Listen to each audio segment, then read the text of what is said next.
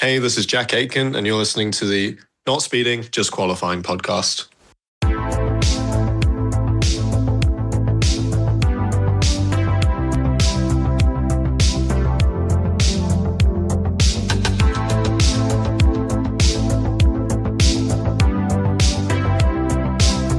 Hop in, buckle up, and get ready to lay it on the line. This is Not Speeding, Just Qualifying, a podcast that's just as fast as it sounds. Hello, family. I am David Lawrence, and welcome to an all-new episode of the Not Speeding, Just Qualifying podcast. Thank you for tuning in and listening today. Before we get started, I have a question. Are you following us? If the answer is no, why not? In fact, let's go ahead and change that right now. Go to YouTube or the podcast section of the YouTube Music app. Search the Not Speeding Just Qualifying podcast and hit that subscribe button. We're on a mission to reach 1,000 subscribers by the end of 2026. Come along, join us, spread the word, help reach our goal. Thanks in advance for your support. As we drop this episode, it's race week again for the IMSA WeatherTech Sportscar Championship. This time out, the series is visiting a favorite of both fans and drivers alike, Road America. The track, dubbed America's National Park of Speed, is set to host a 6-hour race for the first time as part of the Michelin Endurance Cup, the fourth of 5 events in this championship within a championship. All 4 classes will be on hand for this weekend's action, including GTP, which returns to action for the first time in a month after taking a break for the last round in Canada. And as GTP returns, all eyes will be on championship leaders Whelen Action Express Racing and their lead driver, Jack Aitken. Jack is having a season for the ages so far, and with 3 races to go, is hoping to finish the deal to secure his first top flight championship. But before he takes on the 4-mile ribbon of asphalt that is Road America, I had the opportunity to sit down with the Cadillac factory driver to discuss his racing season so far, which includes an increased workload compared to the past. We talk about the impact of that added schedule, his moment in the Formula One spotlight from a few years ago, and plenty more. I hope you enjoy our conversation as we welcome to the Not Speeding, Just Qualifying podcast, Jack Aitken. I want to start off a little lighthearted here. After winning Detroit on your way to Le Mans, you and teammate Earl Bamber, y'all made a stop in Nashville to cheer on your Rolex 24 teammate Connor Zilisch. Now at Daytona, you guys gave Connor a little bit of a nickname. If you can start, how did Steve come about with Connor? Steve came about because we were doing the pre-season photos that you always have to do to get your stock images of all the cars, the drivers. And somehow Steve had managed to single himself out on one side of the car. And the 3 of us, me, Fred and Earl, were on the other side of the car looking all chummy. So I think someone brought up the image and was like, does he smell or something? What's going on? And it reminded us, it was actually my wife, Alex. She said it's like that audio. I don't know, it's a TikTok or I don't know where it comes from. I'm not down with the kids like she is. But yeah, it's just you and me and me and you and you and me and our friend Steve, and that's where it came from. So he doesn't mind. I'm told. So it's all good. Just a bit of fun. And I definitely feel like Connor also plays along with it too, because he, when you guys came with the shirts in Nashville, he definitely, if he was a little P, he wasn't showing he knows how to play along with that. No, he's a good kid. Speaking of Rolex, let's start there because Jack, of course, you've had quite the IMSA season. After you won Petit, I actually spoke to you at that race. And I remember I asked you, with you guys winning the last 2 races to finish the season, I asked, would a championship build kind of be in the mirror? And here you are in season 3, and it kind of seems like year 1, year 2, year 3, you just kept building towards this. Haven't finished off the podium. You've won the last 2 races. You got a very big lead in the points. Not super big, but slightly comfortable, if you could. Safe to say this season has lived up to your expectations so far? I think it's surpassed my expectations. I mean, the streak of podiums that we're on is something that you don't really see as possible very often. I mean, IMSA is a very competitive field. We've got some fantastic manufacturers, driving talent, teams that are all coming here and turning up to win. And it's usually quite a unpredictable series, I would say, because of all the strategy involved. The timing of the yellows can really throw the race one way or the other. So to get that kind of consistency it's pretty unheard of. And it's been amazing. So we're, like you say, we're in a great position. We've got a healthy lead in the championship, but it's still less than one race win. I'm pretty sure it's like 240 something points, I think. Mm-hmm. And an IMSA race win is 350. So, it sounds like a lot, but at the end of the day, it only takes a great race from our competitors and a really bad one from us to reset the table. And we got 3 left in the season. We're gonna speak no bad races from here on out, and hopefully we can finish this off in October. Also this year, you added the World Endurance Championship, replacing Jensen Button alongside your regular teammate at Action Express, Earl Bamber, with the Hertz Team Yoda entry. Can you describe your WEC experience so far and just the value racing in WEC has added to you over the course of the season? Yeah, it's been the best thing about it has been the effective doubling up of my drive time, because that's something that's really hard to come by in the modern age of racing. It's not like it used to be where testing was pretty abundant and you could go and do it whenever you wanted. Nowadays, it's pretty restricted. It's very expensive and it's difficult to do. And doing double the number of races has really helped me just feel much more natural in the car. And you always find just that little bit extra by being comfortable. So I saw it in Earl Bamber when he was my teammate the first time last year, and he was doing the double program, that he was driving really, really well and was on a high level. And I've been able to benefit from that this year. So yeah, it's been great. I love it. So you were at Le Mans, of course, this year, but unlike the last 3 years, your team, Action Express, your IMSA team, they weren't. Everyone wants to go to Le Mans. However, do you think that them not going to Le Mans, focusing on IMSA, do you think that also has a role to play in just how successful you guys have been at the track? It's a difficult one to answer because it's always going to be a hypothetical. I mean, right.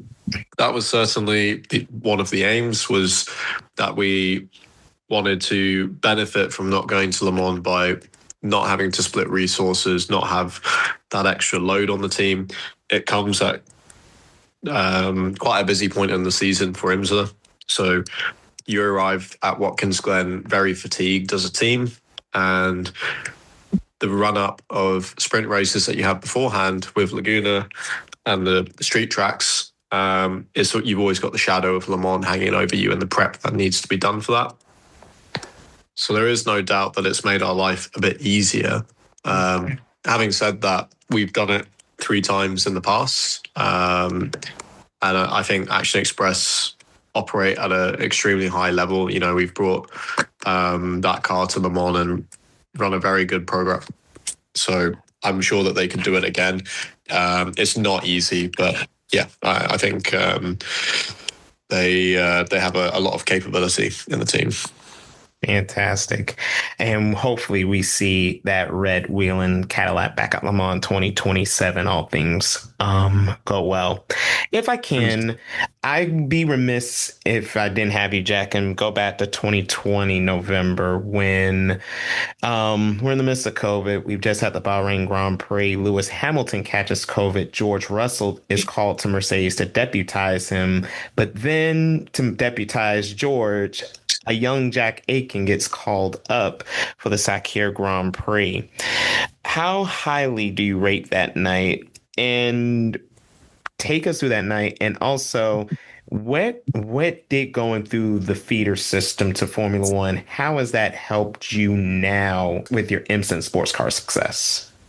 So, I mean, that night, that week, it's obviously got to be one of the highlights of my my life, because at the end of the day, as a young guy, you're committing yourself to racing with the goal of making it to F1. That was my life for 20 years.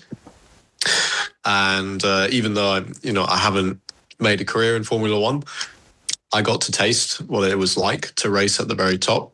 I got to drive a lot of cars, do a lot of the testing, be around that environment, which was already a fantastic experience. And then to do a race is something that very few people ever get to do. So at the time, I didn't have the chance to really savor it, because it was it's a very fleeting thing, and you're so wrapped up in the moment to try and do a good job. But it is something that I look back on with a lot of fondness, and I see it as a good thing, not a bad thing or a mischance or anything like that. I'm glad it happened, and it was quite a ride. I think my single seater, ladder up to F1, that experience, it made me the driver that I am. I don't know if it was a complete education, probably not for sports car racing, but it taught me a lot of things, and certainly being in the world of Formula One exposes you to a huge amount of resource, but also just opens your eyes technically to what's possible. And it also teaches you a lot about people management and working in a team that's not just 12 people, you're talking like hundreds, even thousands of people. So it's not an experience that you can find in a lot of places. And I like to think that it's helped me to be a better team member now. And that's it. Great stuff, Jack. Thank you so much. Real quick before we go, I usually go through what's called a hot lap with my guests. We have 3 questions, and they're going to be pretty rapid fire, but they're usually more off the track questions. So, okay, yep. All right, here we go. Sector 1, first and foremost, congratulations. You announced recently you and your wife are expecting. So, thank you. So I wanted to know, what are you looking forward to most about fatherhood? I guess, I don't know yet, but from what everyone's told me, I'm looking forward to just watching a whole brand new person grow up and become whoever they're going to become. That seems to be the big reward. So, yeah, I can't wait. I love that. Sector 2, what is your favorite city that you have lived in, and why? That's pretty easy, because I'm a very straightforward person. I've lived in London nearly my whole life. I was born here, grew up here, live here now, despite a brief trip to Oxford. And it's my favorite place. I think it's so diverse. You get so many different types of people. And I think different is good. So, yeah. Sweet. And last but not least, Sector 3. What is the biggest item on Jack's bucket list right now? I've always said that I really want to learn another language, like fluently, because I just feel like as an English speaker, it's probably something that you should do. And that means probably living somewhere else. And I kind of thought I would have already done it by now. So maybe I still need to tick that one off, go and live somewhere in Europe or, I don't know, Asia.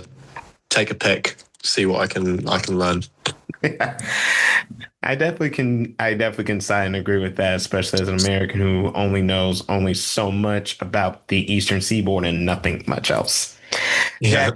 Jack Aitken on the Not Speeding, Just Qualifying podcast. Jack, thank you so much. No worries. Thank you for having me. A personal note of thanks again to Jack for his time, and a special thank you to the media and PR team at Action Express and Cadillac Racing for their assistance to make this interview possible. If you want to follow Jack on his social media, we have the links to his pages down in the description box to this episode. Catch Jack, Action Express, and the rest of the IMSA WeatherTech field in action at the Motul Sports Car Endurance Grand Prix from Road America on Sunday, August 2nd. In the United States, coverage will be provided by NBC Sports on Peacock. If you're listening to me outside the United States, international coverage can be found on IMSA's official YouTube channel. Check race start times in your country so you don't miss any of the action. And with that, we've reached the end of today's episode. But before we go, I got a few housekeeping items. Number 1, do you have an idea or a series you want us to explore for the show? Reach out to us by email. We're at dalmotorsports@gmail.com. The email address one more time, dalmotorsports@gmail.com. Number 2, follow us on social media and send us ideas there as well. We're on Facebook at the Not Speeding Just Qualifying Podcast. On Blue Sky, find us at nsjqpodcast.bsky.social. And on all other platforms, X, IG, Threads, and TikTok, we are at the handle NSJQ Podcast. Again, and we can't stress it enough, subscribe to us on YouTube so you don't miss when we drop new content. We're looking to reach 1,000 subscribers and followers on all our accounts by the end of the year. Also, like and share our stuff to boost that algorithm for us. And last but not least, number 4, follow me on my personal social media handles. Links to those will be in the description box to this episode. This has been Not Speeding, Just Qualifying, a podcast that's just as fast as it sounds. I'm David Lawrence. Thanks for joining us today. Always remember, you're not living life to the fullest until you're going flat out. Until next time, stay blessed, everyone.